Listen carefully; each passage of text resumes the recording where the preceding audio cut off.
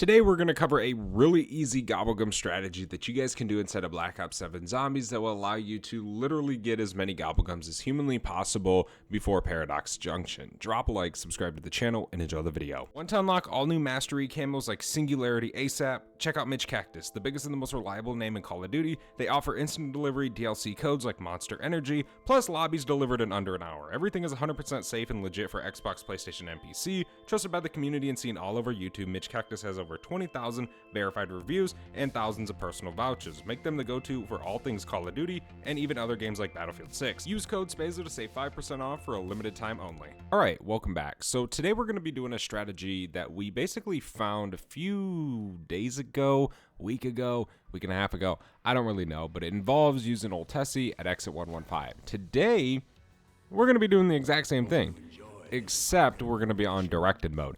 Now, through me doing this strategy, to be fair, unless you have the gauntlet in standard mode, this strategy isn't good.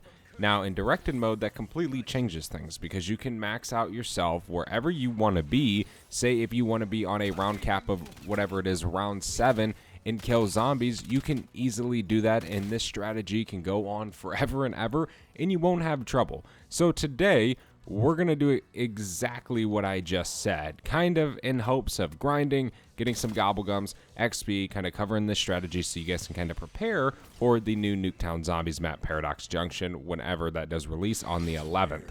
So, that being said, we should be good, should have a good game, we should be able to easily set this up. The nice thing about this strategy is, yeah, if you want to, you can 100% get the Wonder Weapon. You can go through some of the Easter egg steps. You can max out your round cap at round 15, and this would still work.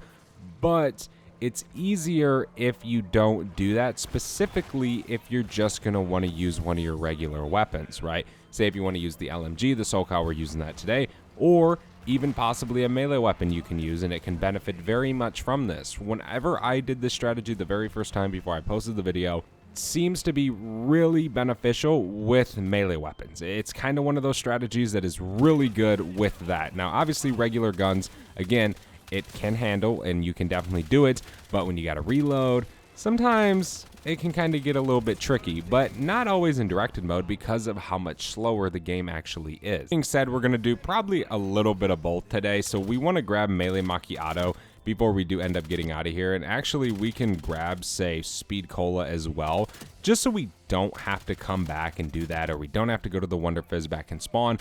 We can turn on Ashwood, we can get everything going, we can put Pack-a-Punch on side of Old Tessie, and we can head to exit 115 for the rest of the game. We don't have to worry about nothing, you know, there's no point in having to go back and retrace and go do all this once again. So we're going to sit here for a few minutes just to kind of stack up the remainder essence that we need to buy Speed Cola, maybe even a little bit more just so we can actually open up Ashwood, and then we'll be good to go. There's a temporal gift. What else do we got? A Flavor Hex. Huge, dude. And a gift card. Oh my god.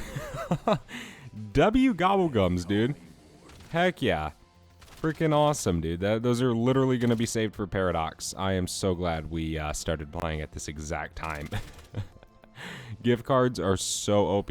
Literally, I have no ultras except one Perkaholic, and I've had it for months. Or actually, not really months. I'd say like a solid good month, and I've been saving it for a good new Zombies map release, right? Some of those gobblegums, it's kind of what I do. We can grab Speed Cola real quick so we can kind of reload a little bit faster, replay it a little bit quicker, depending on what we want to do in this game.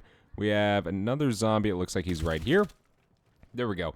Now we can go ahead and get back in Old Tessie. One of the big things that I would recommend inside of directed mode is to try to get off the earlier rounds as soon as possible. You know, being in directed mode without the Rampage Inducer, it can definitely take some time to get set up. It is a little bit long, so if you can help it, try to kill as many zombies as fast as possible so you can flip through those rounds. Now, I wouldn't really recommend, ideally, going through the same round. Like, I mean, round cap round 3, you spawn in. I wouldn't recommend sitting in spawn until, you know, you have, say, 12k or 20k worth of essence, then getting out of there. You waste a lot of time doing that when in reality you could just open up doors, get to those higher rounds, and get that essence even faster, plus make more progress on your game. So I wouldn't really recommend repeating those super low rounds, not until you get to that round that you want to be on, right? I specifically enjoy round 7. Right? Round 7's very, very easy. Wherever you're actually want to go. It doesn't even really matter at all. It's really dependent on what you want to do and how long you want to set up. Again, the moment you're done with Ashwood, you can just head over to exit 115 and start the strategy. That's what we're doing. We're not going through nothing crazy. We're not doing nothing crazy, and we're certainly aren't using anything crazy. Just got to turn on Van Dorn Farms power real quick, and then we kind of can continue. There we go. There's the top one ready, and it is exploded. Nice. All right, let's open up the barn real quick. Then we can hop up top. No big deal. We obviously have this. We can just pick it up. I mean, we're not really going to be using it. But you obviously can. Say if you wanted to, you could sit here and kind of get packed, get your perks, whatever it is you want to do inside of the game before you actually do the strategy. It really doesn't matter. Again, it's dependent on whatever you want to do. That's the beauty in this strat. Did my toxic growth not play? I have no clue if it did or if it didn't, to be honest. I don't see it anywhere. But we look pretty good. That might be the end of the round. So now we're at a round cap of round 7, where you can grab that salvage. And then we can head out of here. Here's the last zombie. Nice. Okay, we got 3,800 essence. We need to get 5k. That way we can pack a punch our melee weapon. Plus, we're working towards the round cap of round 7. I very much want to make it clear you can go to whatever round you want. If you just say want to do this strategy and say grind gobblegums, it's a very easy way to just use the gauntlet. But the problem is there really isn't no AFK on Ashes of the Damned anymore like there used to be. The only AFK strategy is inside, I believe, Astra Malorm, using the same method we were using before by Pack-a-Punch. But I don't know if that even still works, right? So Ashes of the Damned, you can no longer just sit there in directed mode and hold the gauntlet. You can't. They kind of fixed that. You just simply cannot shoot and hold it down and then explode it. It just don't work.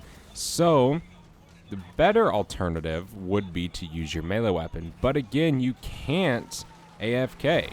So that is a downside. But, I mean, it isn't really that bad, right? You can kind of just chill on a very low round. Not really have to worry whatsoever at all. You just continuously flip rounds. They're very easy. You're earning good XP. So the strategy, if you didn't see the original video, all you got to do is just drive up here with Ultesi, kind of block that backside of this actual truck off right here. That's all you got to do. If you can run up to that truck and actually hit the back, you're not in the right spot. Simple as that. So we can finish this Ravage around real quick. Once again, we need to get some essence going so we can pack a punch. We can kill you. There we go. Okay, so now once you kind of have Tessie right there, all you got to do is just hop up here. Bada bing, bada boom, you're in the strategy. All zombies are just going to jump right here, and you can melee them. It's simple. It really is extremely simple. It is not hard at all. Would I recommend you get Jug? Yeah. Do you have to get it right away? No. Should you get a 3-plate? Yep. But do you have to get it right away? Nope. Right? So I do recommend getting these things, but again, you just simply don't have to right away inside of the game. You're very much going to be perfectly fine. But the combat knife, I do want to make this clear, the combat knife is very much quicker than, say, the saw I'm using. The reason I'm using this today is because I'm trying to level it up. It has a pretty sweet level 250 camo, so I definitely do want to unlock that eventually down the road. But yeah, I mean, use whatever one you want. I wouldn't recommend using the wand, whatever the hell that is called. We can just drop down and finish this round real quick because we want to pack a punch. There we go. Now we're going to increase our survivability. Pack a punch. Nice. Here's the zombie right here. Okay, we can open this up. We're going to need to get a 2-plate soon whenever we have enough essence to do so. That's just going to kind of let us take a little bit more damage.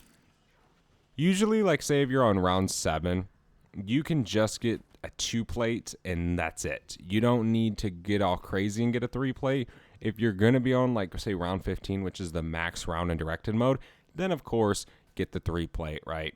You don't want to go down. That's the worst thing that could happen with your strategy when you're chilling, trying to just hang out and earn gobblegums and XP and level your things up. The last thing you want to do is have to run back to the Wonder Fizz, for sure. So just be careful, watch out, you know, don't get too greedy with the power-ups either. I wouldn't even recommend picking up power-ups. Once you're set up, just stay up here.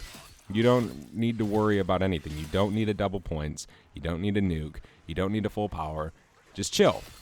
Just chill and kill. That is the simplest thing inside of the strategy, which is why it's so nice in directed mode. I 100% recommend doing it inside of directed mode. And I know the original video we did, it was on standard mode. And again, like I said at the beginning of the video, very cool. You want to do it on standard, that's fine, but you need the gauntlet.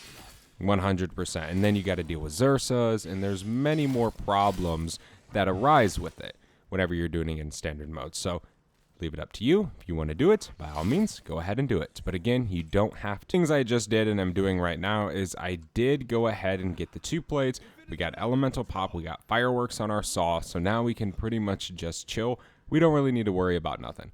Now, obviously, in directed mode, being on the round cap, the rounds take a little bit longer to flip, but it's okay, right? It kind of is the cost of doing it, right? It's a little bit slower when the rounds flip and the zombies are moving, but it's way easier to just sit in game for long periods of time, which in then return will give you gobblegums, right? So there really isn't no legitimate like, oh, do this and you'll farm gobblegums and you'll just easily get 1,000,000 gobblegums. That doesn't exist. Gobblegums are time-based. The longer you're in game, the more gobblegums you're going to earn. Simple as that. But if you have a strategy that allows you to sit in game for long periods of time, that then is a gobblegum strategy, if you catch my drift. But it's literally as simple as this, dude. Having the fireworks ammo mod, it just makes it so much easier. And if you missed the fireworks video where I covered this augment we're using, definitely go check that out if you guys want to use this augment. I forget the name of it, but we have a whole combo, whole video going over it.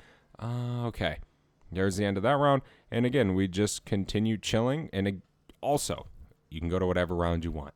Want to make that very clear. I don't need to make this video any longer. This is a strategy I recommend doing before Paradox. I recommend doing it right this second because Lord knows things can get patched. If it does, nobody's going to care because we're all going to be on Paradox Junction grinding away on Nuketown zombies. So do it while you can. Do it while it's still inside of the game, and do it while it is easy.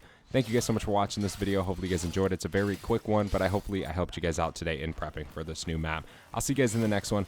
I am out. Have a good one. Peace.